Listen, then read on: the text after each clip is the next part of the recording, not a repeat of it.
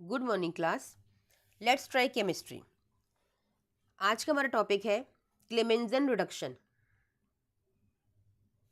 Important है, ठीक है। क्लेमेंजन ने एक रिएक्शन दी थी रिडक्शन के लिए, ठीक है। किसका रिडक्शन किया था क्लेमेंजन ने?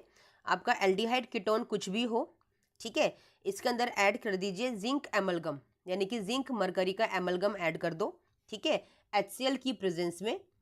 ये आपका रिड्यूसिंग एजेंट है, एक्चुअली रिडक्शन करने जा रहे हैं, ठीक है ना। आपके रिड्यूसिंग एजेंट्स हैं और बना के क्या देंगे? ऑक्सीजन का रिमूवल कर देंगे। पता है ना आपको, माइनस ऑक्सीजन और प्लस हाइड्रोजन क्या होता है? आपका रिडक्शन होता है। तो यही करना है, बस ऑक्सीजन की जगह आपका H आ जाएगा और H कितने आएंगे? 2, यानी कि H2।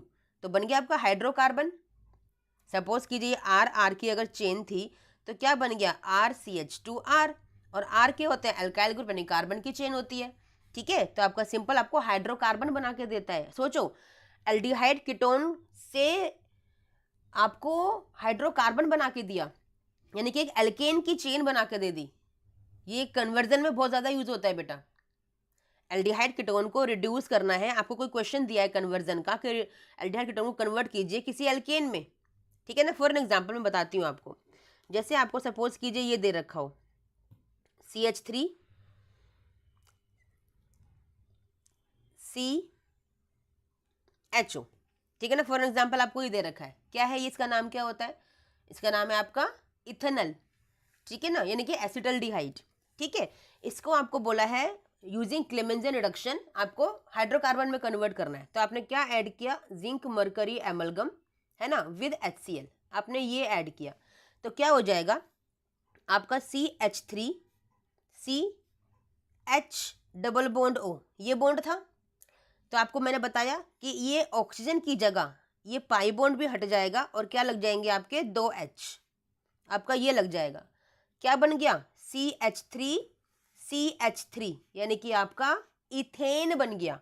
इथेनॉल से देखो 2 कार्बन है, इथेनॉल से इथेन बन गया, यानी कि सेम नंबर ऑफ कार्बन की चेन बनाने के लिए आप इस क्लेमेंजन रिडक्शन को यूज कर सकते हो। ये कन्वर्जन में बहुत यूज होगा, एल्डिहाइड कीटोन को कन्वर्ट करने के लिए आपको यूज होगा। समझ में आ गया? ठीक है, चलिए नेक्स्ट रिडक्शन है आपका, नेक्स्ट भी नेमिंग रिएक्शन है, that is Wolff Kishner reduction, ठीक है ना। वुल्फ किश्नर रिडक्शन, ठीक है। इन्होंने भी यही काम किया था but by using different reagents. इन्होंने भी एल्डिहाइड कीटोन को लिया बट इन्होंने लिया हाइड्राजीन, NH2 इसे बोलते हैं हाइड्राजीन, ठीक है। और बड़ा इजी है रिड्यूस करना। इस ऑक्सीजन के साथ चला जाएगा ये H2, यानी कि माइनस वाटर कर दो, बाकी सब चीज़ें अटैच कर दो, आपका ये 2 बॉन्ड फ्री हो गए, ठीक है। या चलो डायरेक्ट ही कर लो, 2 बॉन्ड फ्री ना करके आप डबल बॉन्ड ही बनाओ, ठीक है। डबल बॉन्ड बनाओ पहले। ये नाइट्रोजन अटैच होगा ये वाला, क्योंकि इसी की वैलेंसी फ्री हुई है, और इसके साथ था NH2, ये आपका लग गया, ठीक है। अब इसमें ऐड कर दो आप इथाइलिन ग्लाइकोल। इथाइलिन ग्लाइकोल को डाल दो, स्ट्रक्चर बनाने की ज़रूरत नहीं है, बाकी आपकी मर्जी है। इथाइलिन ग्लाइकोल डाल दो, पोटेशियम हाइड्रोक्साइड डाल दो, चाहे एक चीज़ कोई भी याद कर लो, और साथ में हीट कर दो। क्या बन जाएगा आपका? ये जो बॉन्ड है ये यहाँ से चला जाएगा N2 बन के, नाइट्रोजन गैस बन के निकल जाएगा, और क्या बनेगा आपका? सिंपल ये H2, यानी कि फिर से आपका हाइड्रोकार्बन बन गया, ठीक है। इस क्वेश्चन को डायरेक्ट कैसे कर सकते थे आप? जरूरी नहीं है पूरा मैकेनिज्म याद करने के बच्चा, क्योंकि मैकेनिज्म नहीं पूछते कभी भी वुल्फ किश्नर का।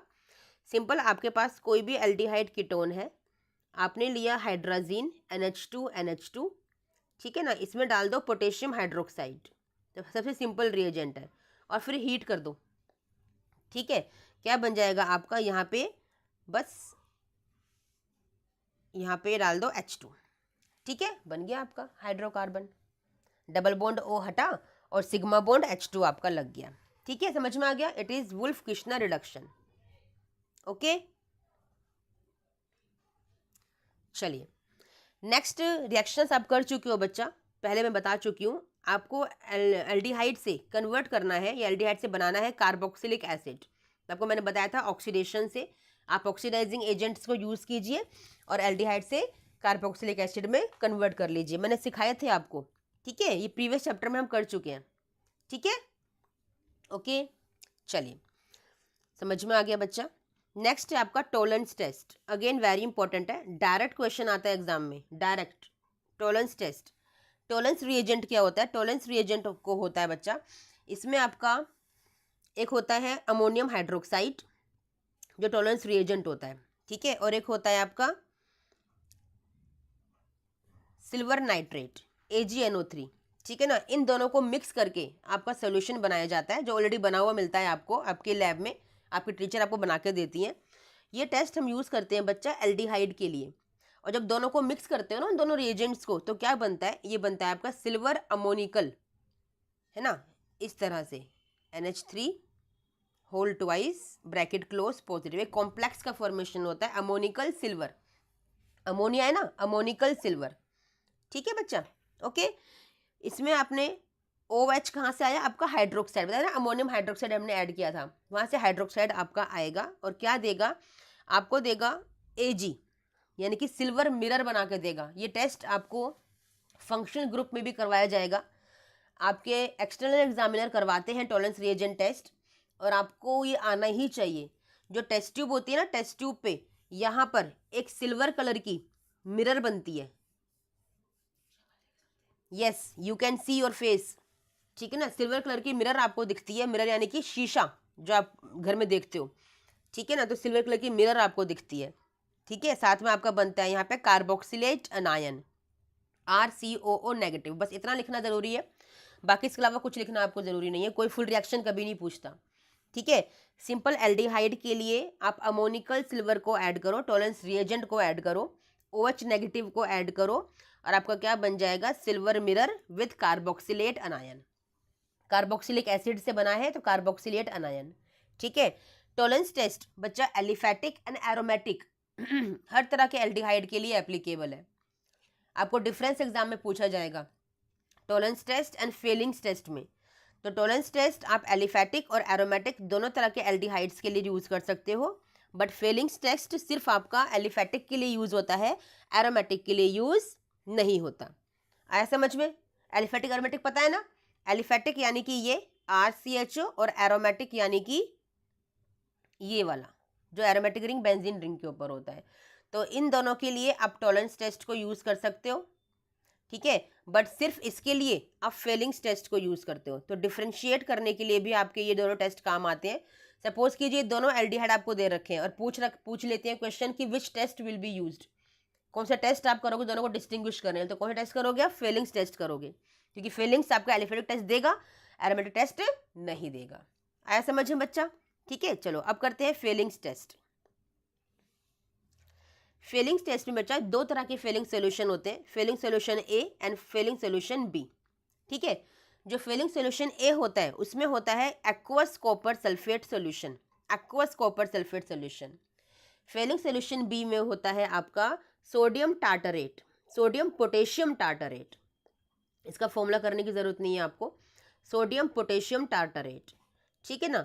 ये भी आपको मिक्स करके ही मिलता है, जो कि आपको आपके टीचर देते हैं, ठीक है ना। इसमें आपको कुछ नहीं करना होता कि हमें मिक्स करना है क्या, नहीं, हमें मिक्स नहीं करना, हमारा टीचर हमें मिक्स करके देगा, ठीक है।